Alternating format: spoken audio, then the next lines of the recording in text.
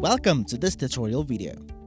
The goal of this video is to show you how to navigate and understand the clinical review report.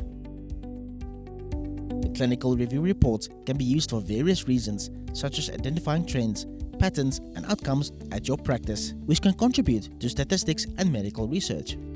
You will also be able to determine how many emails were sent per template or how many patients received SMSs or calls. Practitioners can see how often certain medications were prescribed or monitor a group of patients' health over time to identify the outcomes of procedures. In this video, we will start on an existing clinical review report. For more information on how to navigate to this screen, please refer to the How to Generate a Clinical Review Report user manual linked in this video's description. We will now take a look at the fields and buttons within this screen and give a brief explanation thereof. Filters are tools or functionalities that allows you to narrow down or refine the results displayed on the Booking Reminder report screen. Click on the Filter drop-down menu and select how the screen will be filtered. The context and default filters changes the filter options to refine the information of the report. Next, you are able to filter the list by completing the patient's personal details in the respective fields.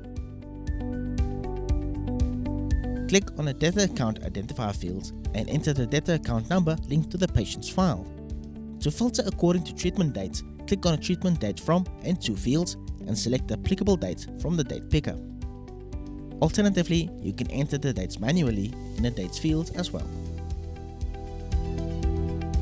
Click on the patient gender drop-down menu and tick the checkbox of the desired gender by which the list will be filtered. To filter according to patient ages, click on the patient age from and to fields and select the applicable dates from the date picker. Click on the workflow event types drop-down menu and select the additional workflow events on which you would like to filter the list. Toggle the finalized slider to alternate between viewing non-finalized and finalized workflow events or both. Also, toggle the deleted slider to alternate between displaying deleted workflow events, available workflow events or both. Click on the WFE template drop-down menu and select which template you would like to display on the list.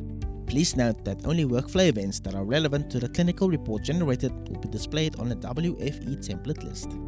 After you have completed the fields, click on the Update Results button. To clear the fields, simply click on the Reset Filters button. The clinical review report list will update accordingly. We will now briefly go over the list screen buttons located at the top right of the list. Click on the Select All Results button to select the data displayed on the list. Click on the Expand Widths button to auto-fit the column width to the information within all columns.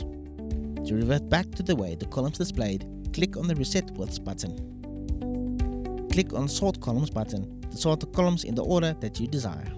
For more information regarding how the Sort Columns feature works, please refer to the How to Sort Columns on Report and List Screens user manual linked in this video's description.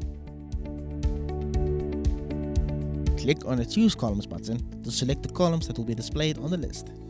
For more information regarding how the Choose Columns feature works, please refer to the How to Choose Columns on Report and List Screens user manual linked in this video's description. Lastly, you can click on the Context Layout drop-down menu and select the type of layout that will be used for the screen. All the information on the clinical review screen is divided into columns to logically group related information together. Next, we will go over the page option buttons located at the bottom of the list screen. You are able to click on the next and previous buttons to navigate between pages. You can also click on the desired page number to quickly navigate to the selected page. Click on the Items drop-down menu to select the number of items that will be displayed on the screen. Once the desired filter results have been selected, click on the Export to PDF button to save the filtered results as a PDF file. Also, to download the desired results as a CSV file, click on the Export to CSV button.